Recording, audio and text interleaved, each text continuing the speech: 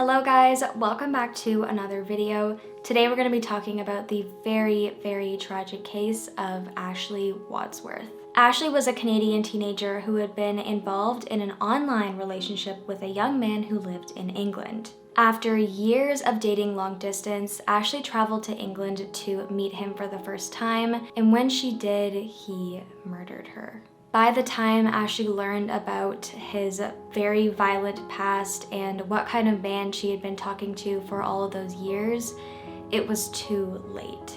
This case gained major media attention when it happened in 2022 because one, it was just unbelievably horrific, and two, the whole thing could have been prevented if the right person had just spoken up. Ashley Wadsworth was born on July 25th, 2002 to her parents Christy and Kenneth. Ashley had an older sister who she was very close with named Haley, and the Wadsworth family lived in the city of Vernon in British Columbia, Canada. Ashley was described as bright and gregarious, and she was just a total socialite. She had lots of friends and seemed to make friends everywhere she went, whether it was at school or at one of the many extracurricular activities that she did. Ashley went out of her way to always be kind, and in school, she often befriended international students because she knew that they probably felt lonely being so far away from home. She was very athletic. She played hockey and tennis. She also had a musical side and played the clarinet. With her friends, Ashley spent a lot of time outdoors. I'm not surprised since BC is beautiful, but she would often go camping, hiking, and off-roading with her friends. Even though Ashley had a very busy social life, she always made time for her family. She had a very happy home life and had a great relationship with her parents, but she was especially close with her older sister Haley, like I said before. Ashley told her big sister almost everything, and her sister was always there for her and always gave her guidance as she was growing up. Overall, Ashley was just a really happy young woman, and she did her best to live life to the fullest. Now, this case really starts back in 2015 when Ashley was just 12 years old. And it was then that she first connected with Jack Seppel. Ashley, like many of her friends, was just starting to get into social media at that age. She didn't have her own cell phone, but she did use the family laptop to keep up with what her friends were posting on social media, which was mostly on Facebook.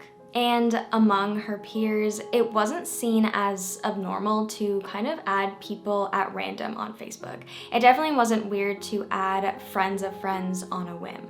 And that's how Ashley became Facebook friends with 15-year-old Jack Seppel after she spotted him on a mutual friend's Facebook page. It wasn't long before the two of them started chatting on Facebook. At that age, Ashley was very interested in the world and was excited to learn about a place outside of Vernon, which is where she had lived her entire life. And Jack was appealing to her because he was kind of exotic since he lived in England. Specifically, he lived in Chelmsford, which is a city in Essex, about an hour northeast of London. At first, Ashley and Jack were nothing more than pen pals, and he was just someone for her to talk to from another part of the world. Within a few months after they first connected, Ashley started to casually bring up Jack to her family. At first, her parents were cautious about the friendship, like many parents are about strangers on the internet. But it wasn't long before they started to feel a bit more comfortable after Jack sent photos of himself.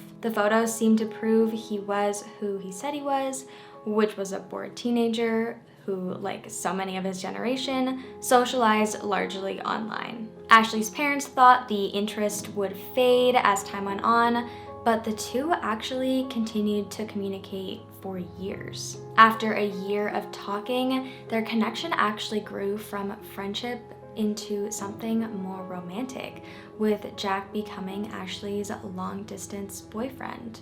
Jack was very sweet, and he would often send her a bunch of gifts like teddy bears, clothing, money, flowers, and so on. And Jack soon became kind of like a regular face in the Wadsworth home because Ashley had him on FaceTime a lot, and he would actually speak to Ashley's parents quite frequently over FaceTime. So he definitely wasn't like a no-face stranger from the internet that every parent fears. Their relationship was on and off though throughout the years, and there were some periods where there was no communication between the two of them. They both dated other people, and Ashley had one or two serious boyfriends from her hometown, but Jack always managed to make his way back into her life. When they were on, even though the relationship was virtual, they were very, very close, and they spent a lot of time together on FaceTime. Ashley's parents said she was truly in love with him, and they would both dream about the day that they would finally get to meet in person. In 2018, Ashley started asking her mom if she could go to England to meet Jack in person. The answer at that time was absolutely no, because Ashley was only 15 years old at the time. Ashley's parents thought Jack was a nice boy, and they were happy that their daughter had someone who was being sweet to her and she had someone to talk to. But the virtual relationship was as far as they were gonna go. And they were very firm with Ashley about what they were comfortable with, and she was not allowed to go to England to meet him on her own. And for the most part, Ashley understood this, and as infatuated as she had become with Jack, she still had a very full social life and hopping schedule offline as well. But as the years went on, Ashley became more and more excited about not only eventually getting to meet Jack, but also at the opportunity to travel and to see England. Her parents said they always knew that Ashley would find her way out of Vernon. They explained that she just wanted the most out of life and always tried to keep things interesting. As soon as she could legally work, Ashley started racking up hours at part-time jobs to save up for her eventual trip to England. By 2021, Ashley had just graduated high school and actually decided to defer her enrollment at Thompson Rivers University because of the pandemic. Courses were still being held online, and Ashley was really looking forward to the full university experience. She wanted to actually go to a campus for her classes. So she decided that she was just going to defer her enrollment and take a gap year, which left her with the perfect opportunity to travel to England. She had been dating Jack for years at this point, and she just couldn't wait any longer to meet him in person. And she couldn't be stopped by her parents because she was an illegal adult. She could do what she wanted, even if it made her parents very, very nervous. She told them, like, look, I'm going. I need to do this. And they ended up choosing to support her. Like, there wasn't anything they could do to stop her, and it was better for them to be on good terms with her so they could be aware of what she was doing when she was over there and, you know, for her safety. Ashley's mother met Jack's mother and they talked on FaceTime, and Jack's mother expressed that she was so excited to finally meet Ashley in person, and she was excited to show Ashley around England, which definitely helped Ashley's parents feel more comfortable about the whole thing, and they said it was just hard to not be excited for her. She was apparently just over the moon excited after all these years of anticipation. She ended up getting a 6-month tourist visa, and on November 12th, 2021, at age 19, she said goodbye to her family and flew to London, which was actually the first time she had ever traveled alone. The following day, Ashley and Jack met for the first time in person. At first, it seemed like everything was going perfectly, and it looked like the risk she had taken had paid off. Ashley quickly changed her Facebook profile picture to her and Jack at the London Gatwick Airport, with her friends and family commenting hearts and congratulating her, expressing joy that she had finally met the man she had been talking to for years. Ashley moved into Jack's home with him, which was a townhouse in northwest Chelmsford, and she planned to live there during the 6 months she would be in England for. As soon as she arrived, Ashley began posting many pictures on Facebook of their travels. Jack took her to see all the sights in London and gave her the full tourist experience. They also did a couple of tours around the city with Jack's mom, who lived nearby, and she met a couple other members of Jack's family as well. The couple also adopted adopted a kitten, which they named Winston, and Ashley would regularly FaceTime her family back home and tell them all the fun things that they were up to. And Ashley just beamed. She was so happy. According to her family, it was all she had hoped it to be, and she thought England was beautiful. They said Jack also seemed really happy in these FaceTime calls, and her family was just so happy for her that they were having a good time and everything had seemed to work out for them. At first, Jack was the man Ashley had known him to be for all those years online. He was loving and warm and showered her with compliments, but unfortunately, this was very short-lived. Only a couple weeks after Ashley had first arrived, her family noticed that she slowly stopped posting photos on social media.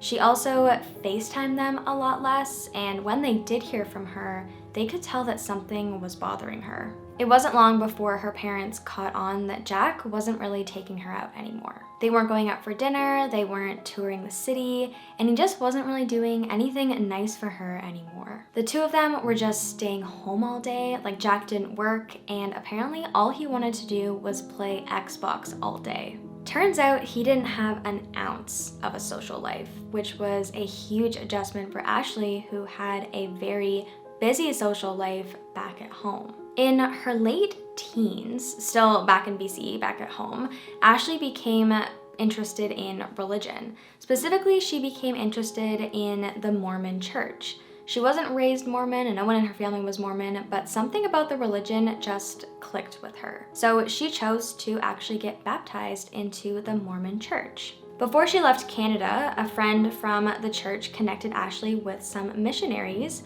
around her age who would be in Chelmsford. So when Jack stopped making an effort to show her a good time, Ashley was getting pretty lonely and bored. So she told Jack that she wanted to make plans with the missionaries, but he wouldn't let her go out with them. He didn't approve of Ashley going out with anyone that wasn't him.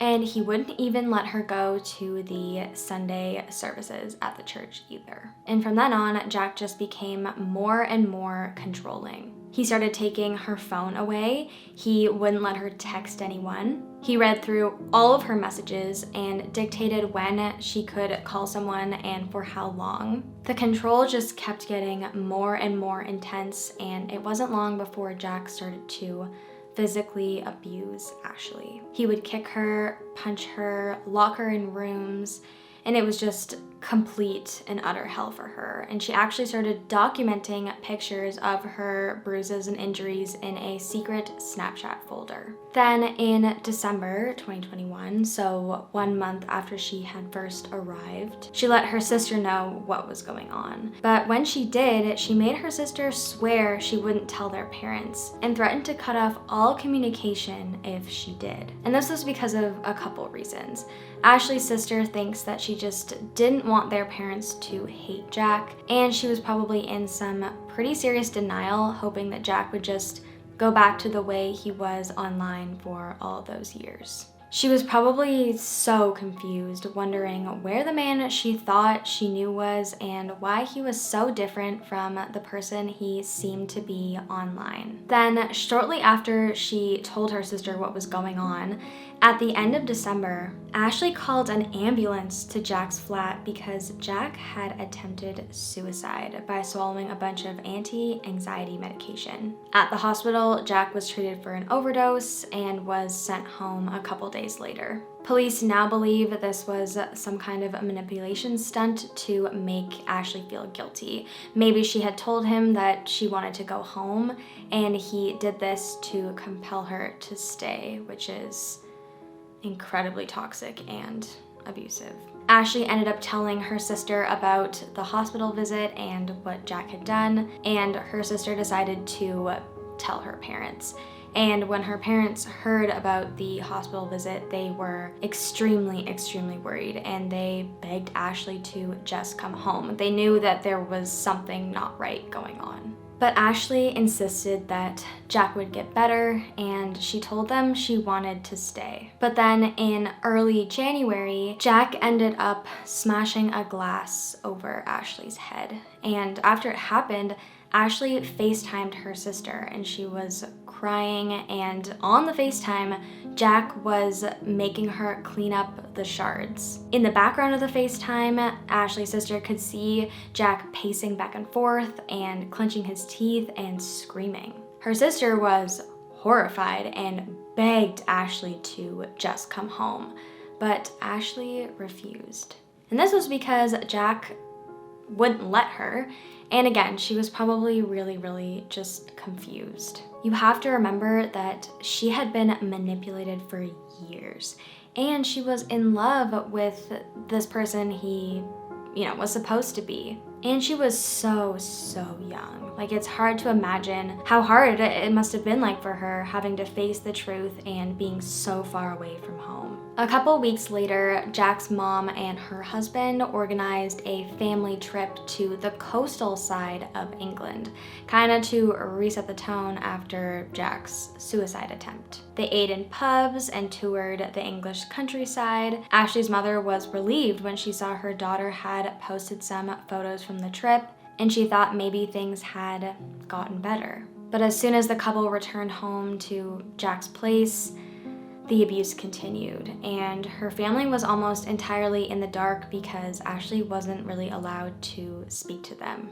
Then on the morning of February 1st, around 8 a.m., Jack's neighbor, her name's Helen, heard Ashley screaming through their shared wall. Moments later, Ashley appeared at her door. She was barefoot, crying, and had blood dripping from a cut on her palm. She said Jack hit her and destroyed her phone, and she also said that he threw their kitten against the wall. She also told the neighbor that she thought Jack was gonna kill her, and the neighbor told her, like, look, we need to call the police. But Ashley begged her not to, fearing that Jack would hurt himself, or he was gonna get in trouble with the law if the police were called, so she was still protecting him. The neighbor then went over to speak to Jack herself, and when she got there, Jack put on his little I'm normal show and told her, like, sorry for the commotion, so the neighbor went back to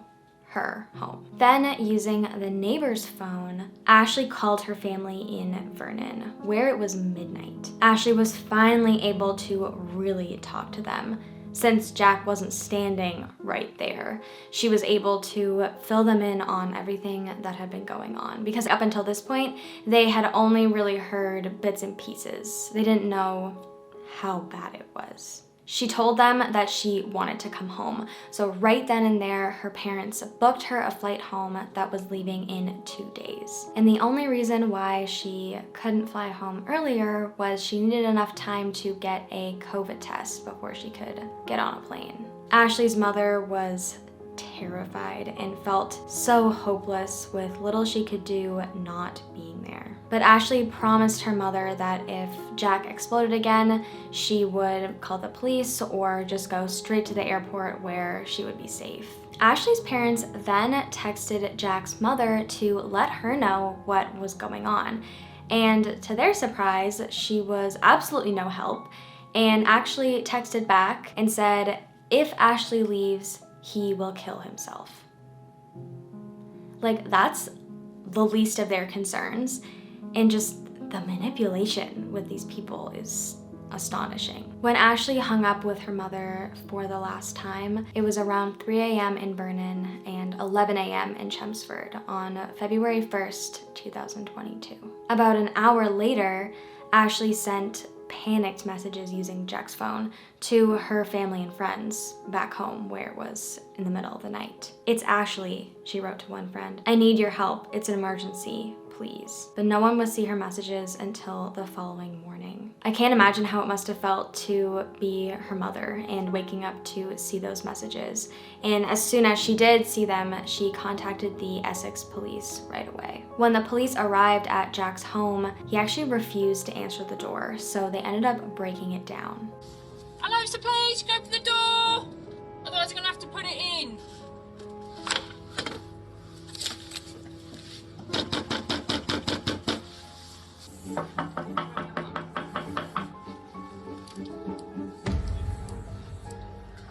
someone's answering the door. There's a male inside who we've seen, again, who's refused to answer the door, so I think we'll have to put it in just to check on the female's welfare. Right, we're going to kick the door in.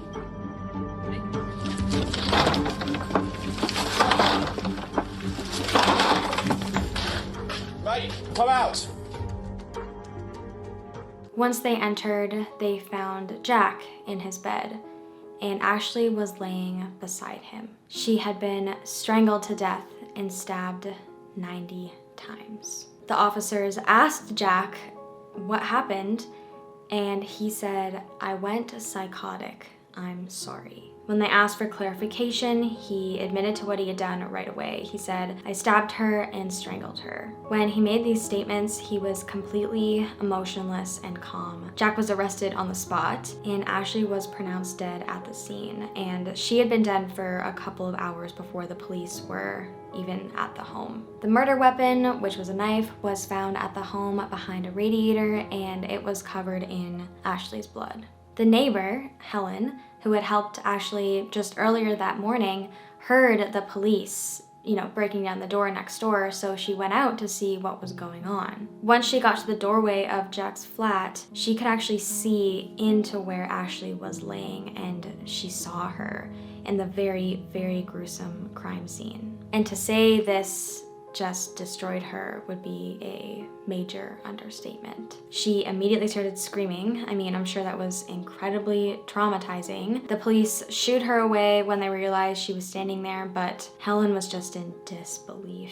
She felt enormous regret and responsibility, which I don't think anybody, including Ashley's family, thought this would happen. I don't think anybody really thought it would come to this because, again, they didn't really know how bad things were. It can be really tricky, right? To be the neighbor in this situation or a witness to domestic violence, a lot of the time people don't want to involve the police on behalf of the victim because they don't want to make things worse for the victim. And this was exactly what Ashley asked her not to do, not to call the police. Helen called Ashley's family right away and informed them of what happened, and as you can imagine, they were absolutely devastated. Ashley's mother says today that after she got the call, she doesn't even remember what happened. She was just so heartbroken, she couldn't even function. As for Jack, he was interviewed at the police station with his lawyer present, and he just answered no comment to every question the investigators asked him. He remained in an emotionless and remorseless state the entire time and never offered up any kind of explanation for why he had done what he did. Police estimated that after Ashley returned home from the neighbors, she told him she booked a flight home, and that's when he killed her. Jack then went about his day. He sent a couple fake texts pretending to be Ashley to Ashley's friends, and they also found blood on his Xbox controller, suggesting he played video games after he murdered her. Then, in my opinion, most chilling of all, Jack then changed his Facebook profile picture to one of him and Ashley with the caption, "Forever Mine." To have just murdered your partner and then do that is just so unbelievably sick. Shortly before the police were called, Jack actually called his sister and admitted to what he had done. Once the news broke, people started gathering around Jack's home and left flowers. And Ashley was only in England for about 3 months, but her death devastated those who knew her, even if it was only briefly. Ashley was such a lovely girl, and it's such a waste. Such a waste. She was so polite. And it just hurts, you know what I mean? Of how young that girl was. She had a whole life ahead of her, and she lost it because of him. The evidence was so overwhelming that Jack was charged with Ashley's murder, and he ended up pleading guilty. Jack's sentencing was held on October 22nd, 2022, and Ashley's family made the trip to England to face their daughter's killer for the first time in person. On that day, the Chelmsford Crown courtroom was packed, and everybody listened in stunned silence as the prosecution read aloud Jack's years-long criminal history of violence, controlling behavior, harassment, and terrifying outbursts dating back to his teen years. When he was only 15 years old, Jack started dating a 14-year-old girl, and he ended up taking naked pictures of her without her permission. And when she broke up with him, he posted the photos to Facebook for all to see. She ended up getting a restraining order against him, but he breached this many, many times and actually tormented her for years. Years after the initial incident, he sent her a text that read, "Please reply. You are never going to get rid of me, even if I have to go to prison over you. I'll see you soon and I will turn up wherever you live."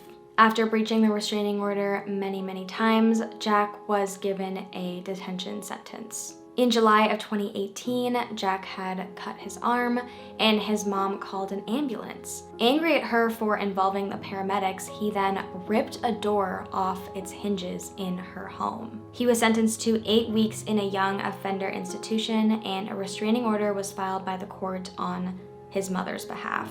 In March of 2020, Jack met a woman on Facebook and they quickly moved in together, but after a short time, she learned that he was, fucking crazy. So she tried to end things and he ended up locking her inside their home. After she managed to escape through a window, Jack bombarded her with threatening calls and texts, and she was literally too scared to press charges against him. Months before this event though, he had already done this to another woman he was seeing. He locked this woman inside his home and wouldn't let her out, but she also luckily escaped. Jack was charged with false imprisonment and assault, and she also filed a restraining order, which brought his restraining order count up to 3. Another ex-girlfriend came forward and said that he threatened her with a knife, and when she broke up with him, he then sent her photos of him cutting himself. Ashley's mom said hearing all of this was just a complete slap in the face because they had no idea this was the kind of man their daughter had been involved with for all of these years. And it's actually unknown how much Ashley knew about his past, but her family is sure that if she knew any of this, there's no way she would have been involved with him at all. She knew Jack to be a warm and loving and sweet guy who sent her gifts, when in reality he was just putting on a show and manipulating her, and he was a criminal. And by the time Ashley realized who he really was, it was too late. He was literally the exact opposite of who he pretended to be. Jack was sentenced to life in prison for Ashley's murder, and he will need to wait 23 years before he's even considered for parole. And for the most part, her family was happy with the sentence, and it was good they didn't have to go through a trial. To know that he'll be a 46 by the time he's even eligible to be out, and maybe longer, hopefully, that we can hopefully save someone else from going through this terrible. And keep him off the street. Keep other girls safe. Yes. The prosecution said Seppel had a clear history of violent and controlling behavior toward female partners. In a tribute to his daughter released by Essex Police, Wadsworth's father, Kenneth, said, "I think about why you stayed with Jack, with everything that had gone on. It plays on my mind. At the same time, I know you are such a kind and loving person and would have just wanted to help him with everything that was going on." If her story can save someone, if they're in a situation that they feel the need or they're scared, please reach out. Or if you have a gut feeling about something that's not right, please call. Through lawyers, Jack delivered an apology note to the Wadsworth family, and overall the apology was just a way for Jack to justify his actions because of his mental state. He said in it, "It's no excuse, but I know my intrusive thoughts have a big effect on my thinking and my actions." Ashley's mother said even his apology is manipulative. Jack's estranged brother also sent the Wadsworth family a letter, and in the letter he refers to Jack as a sick, twisted, evil individual, which was he ever. Ashley's mother says she doesn't blame Jack's mother for what happened, but often questions why she protected her son by being silent about his issues. If you know your son is abusive, violent, torments, harasses women, how can you not intervene? All she had to do was send Ashley or her family a quick text letting them know about Jack's past, and that could have saved a life. But maybe she feared for her own safety. I mean, she was also a victim of Jack's violence, but who knows? Ashley's father brought up a good point, which was, at what point does a repeatedly violent person lose the right to privacy? Why do privacy laws protect them when transparency could save lives? Ashley's parents Googled Jack before their daughter left for England, but nothing came up. Obviously that's because of privacy laws, but if you are a serial violent offender, maybe you don't deserve the right to privacy. This story really plays true to a lot of people's fears about online dating and meeting people online. It just shows how easy it can be for someone to hide who they really are when you aren't in person with them. I think this case is especially heartbreaking because it technically was preventable. But at the same time, if it wasn't Ashley, I feel like it likely would have been another woman who crossed paths with Jack Seppel. Anyway, guys, this is an incredibly heartbreaking case and definitely a cautionary tale. Please let me know what you guys think about this case in the comment section below. I love chatting with you guys, and I'll see you next time.